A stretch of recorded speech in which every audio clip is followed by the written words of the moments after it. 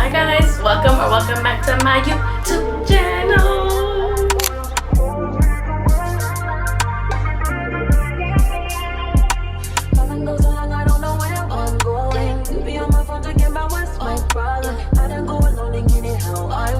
Today we're going to be talking about a very recommended topic. Why is my hair not growing? Now, if you don't know me, it may look like, who are you to talk on this topic? Your hair is shoulder length, like it's not giving anything. This was my hair at the beginning of the year. I did a video on my 2024 resolutions or what I wanted to do, and this is my hair now. I also have a couple of other photos of my hair at the beginning of the year.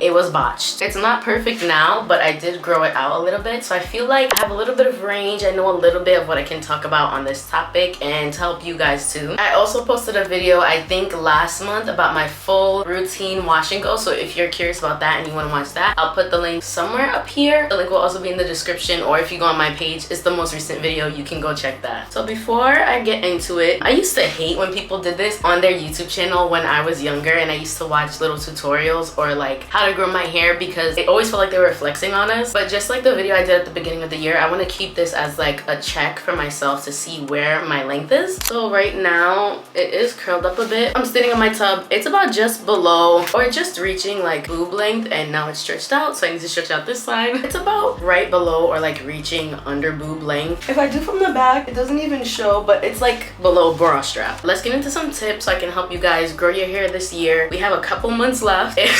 It's September. We can get to December and have a little bit of growth. Hopefully next year it'll be better. Before I get into this though, I do want to preface by saying just because your hair isn't long doesn't mean your hair is not healthy, and just because your hair is long doesn't mean your hair is healthy. In all honesty, because I've been wanting to grow my hair out more, I haven't been doing trims as frequently as I normally do, and so my hair is at the length that it's at because I did take care of it, but I also desperately need a trim. So the first thing I want to get into is addressing the fact that your hair is growing, it's just breaking off. And this could be for multiple reasons. It could be manipulation, it could be from being too rough with your hair when it comes to detangling and brushing and combing out. This could be from adding little hair ties at the end of your hair, and when it's time to take it out, you're just pulling it out instead of like carefully unraveling it. There's so much that goes into it. All I can say when it comes to this step is just be careful. I guess it's different for guys since they're not doing as much manipulation with their hair, but their hair also grows way quicker than girls, so we're talking for the girls right now. Moving on with the breakage topic, we're gonna go into protective styles. When it comes to protective styles, it's kind of tricky because the name makes it seem like it's the best thing in the world for your hair, when realistically there's some protective styles that aren't really protective. If you're going to get your hair done and you're getting box braids and they're not knotless, or they're knotting that box braid really tight, like if you come out of there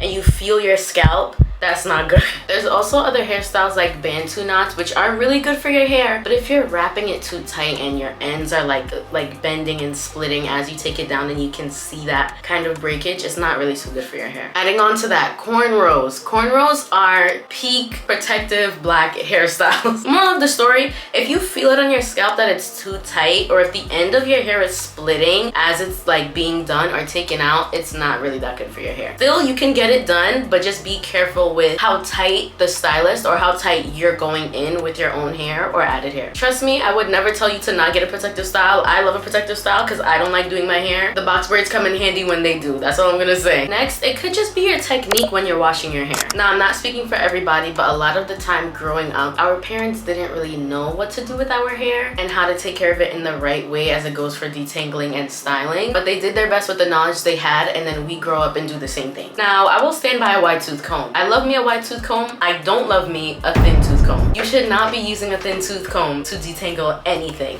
In my personal opinion, this has been the best thing to detangle my hair with, especially this year. I've only washed my hair and detangled my hair with an unbrush. And I know it's been used. It's been used. I know it looks like it wouldn't do much, but this baby gets down. My hair is about 3C 4A. My mom's hair is about 4A, and my sister's hair is about 3B. And we all use this. I genuinely believe believe it works for everybody. I haven't seen one person that said that this unbrush has not worked for them. You can get a ton of ripoffs at the beauty supply. They'll do the same thing. Just make sure it looks like this. This will help you out a ton. Genuinely cuts my wash day in half. Additionally, you should not be detangling with a Denman brush, especially not dry. A Denman brush is for after you finish detangling and you want to style, or you want to make sure it's smooth going through. It's not for detangling. You will break your hair and it will damage your hair. I wouldn't recommend going in hand first with a Denman brush. That is a no-no for me. Also, for the people with finer hair, I have a little sister whose hair type is around 3A, and I have another sister whose hair type is just like mine, even a little bit kinkier, and it works perfectly for both of their hair too. This is not sponsored, by the way. This is just my honest opinion. They don't pay me to say this. Sticking with the wash day thing and how we're talking about detangling,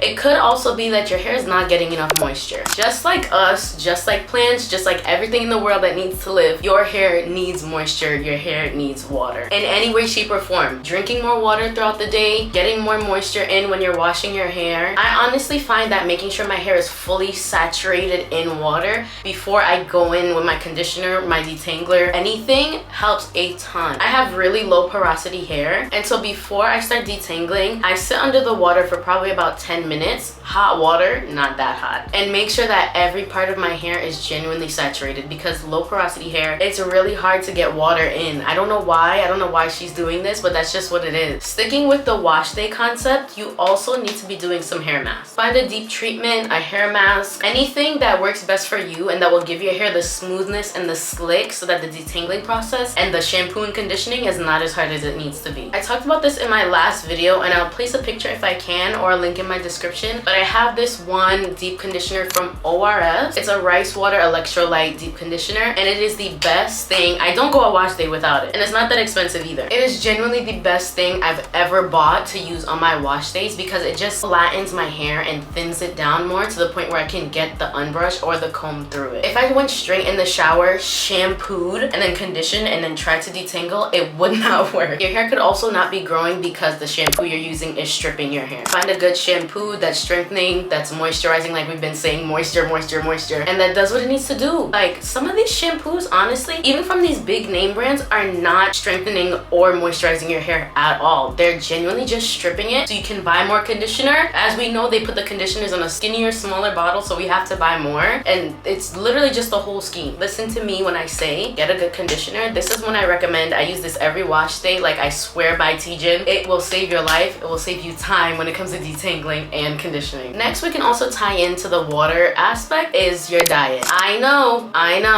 don't want to hear it either. I've been hearing this since I was a kid. I've been plus size since I was a kid. No one wants to hear your diet is what changes your hair. Unfortunately, it does. Listen, I want a cheeseburger. It's literally my favorite food. I've been eating a cheeseburger every single week for the past 4 weeks. I want my Chinese food. I want my chicken Alfredo. And you can have it, but you also need to be making sure you're getting in your vitamins, your water, and the proper, like, vitamins for your hair to grow. With that being said, you can still have everything you want. Just make sure you throw in some vegetables here and there. You take a woman's daily vitamin, you take a prenatal. Don't have to be pregnant to take prenatals. They're good for you. They have multiple vitamins, and they intensify them because it's supposed to be for you and the baby. But if you don't have no baby, all the vitamins is going to you, baby. Next, we're gonna talk about scalp care. I've heard a lot of influencers saying scalp massages and stimulating the da-da-da. I do believe that's true, but I've never sat down and been like, for more than 2 minutes. I've heard so many influencers since I was younger growing up, or YouTubers, saying you need to be massaging your scalp for 30 minutes daily for your hair to grow. I don't know if I can debunk that for y'all, because I honestly don't know if it's true, because I don't do it. In theory, it makes sense. Massaging something will stimulate it and allow it to grow more, but let me tell y'all what I do. I take my oil, or I take my hair grease, my hair growth grease that we know since we were kids. I put that in my scalp every morning and every night. I genuinely rub it through. I'm like this. Can you hear that ASMR? Does that sound gross? I go through the back because I love my hair down here being longer than my hair up here. That's why I need a haircut, and I keep doing this. And I rub it through for the morning and for the night, and I go about my day. In all honesty, that's what I do. And I feel like that's what's been making my hair grow the most. I know everyone's been talking about the Miel hair growth oil, the Miel mint and rosemary, da da da da da. You don't need an expensive oil. Oil is oil. Yes, some have more nutrients than others. Some might be less concentrated than others, but you do what you can. In all honesty, I use this oil. This oil is $2.50 at the the beauty supply for me, and it gets the job done. After I wash my hair, I scrunch some in, run some through. My hair is so soft, my scalp is moisturized all day, and my ends are good to go. Coming from someone who has really dry hair, so this is something I need to do on a daily basis, and I recommend it for everybody. Oil your hair, oil your hair, oil your hair. Some people say oil doesn't work. If I don't oil my hair, this will break off in 10 seconds as soon as I step outside. It's September, it's getting crisp. Last but not least, and I'm not, matter of fact, come here. I'm gonna tell y'all something, and let me talk to y'all like I'm your aunt. Are you still straightening your hair? Be honest with, you could be honest. I'm not gonna be mad at you. Still straightening your hair? Now you know that's one of the problems, right? The heat is killing your hair. Honestly, think that's one of the main killers. I haven't straightened my hair. I haven't blow dried my hair. I haven't done anything revolving heat other than hot water on my hair in I don't even know how many years. And that's not to say as a flex, but I've genuinely noticed a difference in my hair from when I was doing it. I'm gonna show you guys an embarrassing photo right now to now. Like, it's a major change. Has this piece been sticking out the entire time, dude? It's staying in. I'm not refilming this. Like I'm telling you guys, I'm genuinely honest, and I will tell you the exact honest truth when it comes to a product, when it comes to me, when it comes to my hair, when it comes to my skin. I'm not gonna lie to you. My hair gets frizzy a lot. I've said that multiple times in the past, but let me get back to what I was saying. I'm not gonna tell you not to straighten your hair. I'm not gonna tell you not to blow dry your hair, because for a lot of people, that's just unrealistic. I understand people have different lives. It might just be easier for you through the week to have to straighten your hair once a month to just get an easy break, you know? But if you are going to be doing that, I beg you to use a protectant. I feel like this is stuff we all know. The oil you can pass by, but for a protectant, get a nice, good, expensive protectant. I don't know how much they're going for right now. All I know is that you need to use a good one, girl. I know the feeling when you're like, okay, I'm done with this press out. I need to go back to my hair. You get in the shower and the curl is not curling how it used to curl. You know the disappointment? You know the sink you feel in your stomach when your hair doesn't revert to how it normally was before? Oh, I'm getting sick just thinking about it. Apart from that, we're gonna talk about when you're going to bed. You should not be going to bed with, in Trinidad we call it woogies, but you should not be going to bed with a scrunchie in your hair, a hair tie. Nothing that's constricting your hair in the night should be there when you're going to bed. No rubber bands when you go to bed. The only thing that should be in your hair, a silk scarf wrap, putting that baby up, or a bonnet that's tying your hair down. When you're rolling around in your bed, the silk scarf and the bonnet is gonna be what's protecting you and your ends from rubbing against your pillow and shredding, or rubbing against any other sort of fabric that's not good for your hair. Even t-shirts are not good for your hair. I wear my hair out all the time. That's probably why I have split ends, because it's just like all that friction. I should not do that. But going to bed with your hair in a scrunchie or a hair tie or a clamp, even though how, or a rubber band is not good. Genuinely think about, you know, like a piece of wheat. If you took a piece of wheat or broccoli and you went like this, with your bare hands alone, the pieces would start falling off. Those little broccoli buds would be falling off at the seams. It's the same thing with your hair. Even though we don't see it that much, it's still not good for your hair. And going back to rubber bands, one hack I learned, because whenever I do pigtails, I gotta tie like rubber bands at the ends. When you're taking that rubber band out, make sure you're dropping a few drops of oil onto the rubber band itself before you untie or pull it straight out, because flies right out. Like I said, I'm not a trained professional on this. My hair is not perfect, but I get asked this question a lot, and I feel like I had some good growth throughout this year, and I have a little bit of information I can contribute. If you guys have any other questions or any other video recommendations, please drop them in the comments and I will do that for you. If you want to subscribe to my YouTube channel, you can go right down below and subscribe. If you want to follow my Instagram, here it is. It's also in the description, or the bio, the description. And I'll see you guys soon with another video. Bye!